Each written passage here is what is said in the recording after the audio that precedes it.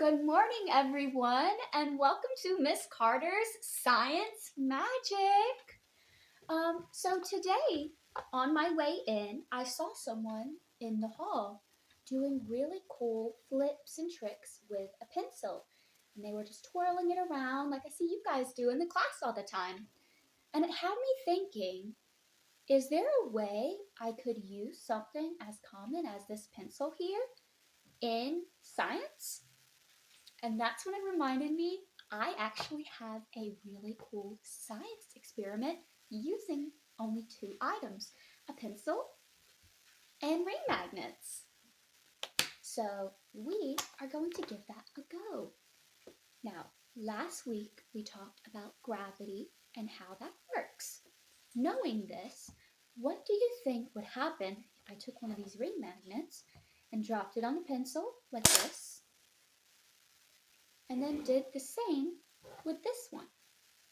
I want you to pause the video to give yourself time to think, and when you're ready, hit play again. All right, now let's see what happens when we drop this magnet.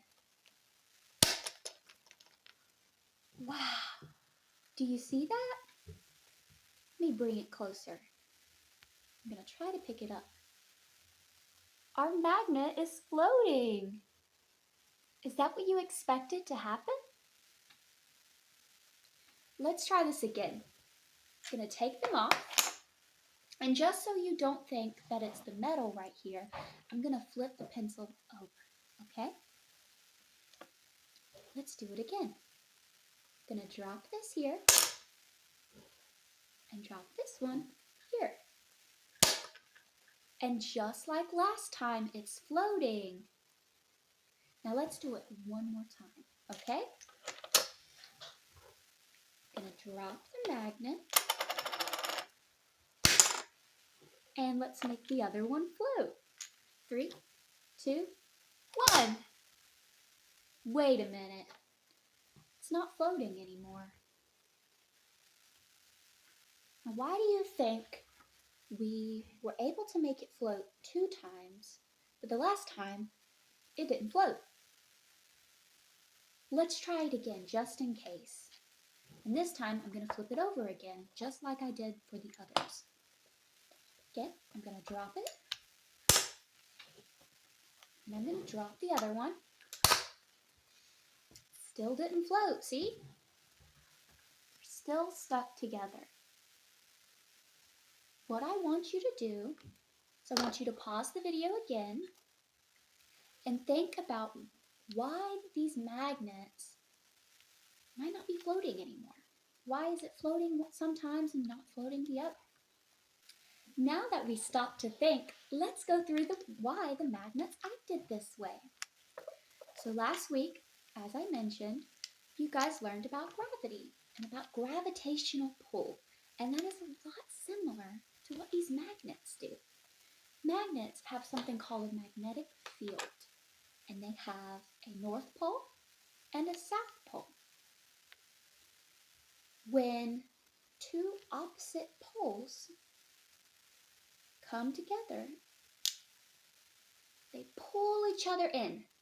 They attract one another. But when two of the same poles try to come together, you just can't do it. It pushes each other away. And this magnetic field is what causes our magnets to float. So I'm putting my magnet down, and we're going to say the red is the north pole and the blue is the south.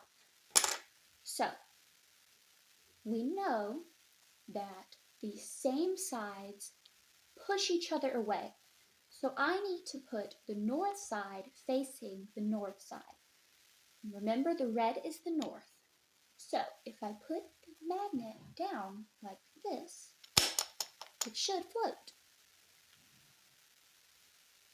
However, if I put it down with the south pole facing the north pole, it'll attract and come together.